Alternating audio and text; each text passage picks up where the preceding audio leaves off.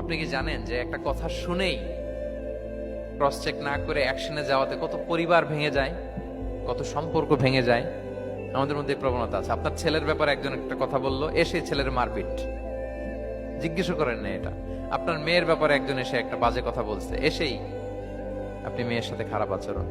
আপনার ওয়াইফের ব্যাপারে একজন বললো আর কি, যে ভাই আপনি এখানে, ভাবিকে তো দেখলাম ওইখানে আরেকজনের সাথে, আপনি এসেই আপনার স্ত্রীর উপর চড়াও অথবা গায়ে হাত তুললেন।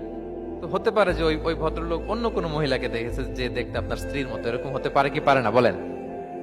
তো এই যে আপনি ক্রস চেক না করে, ভেরিফাই না করে যে অ্যাকশনে গেলেন, এতে সমস্যা হবে না সমাজে? পরিবার ভাঙে, সমাজে সম্পর্ক নষ্ট হয়, কলহ বাঁধে। এই জন্য আল্লাহ তাআলা বলেন যে সোসাইটিটাকে যদি পিসফুল করতে চাও, ইদা জাআকুম ফাসিকুম বিনাবাইন ফাতাবায়ানু, নিউজ আসলেই বিশ্বাস করো না, you have to cross check.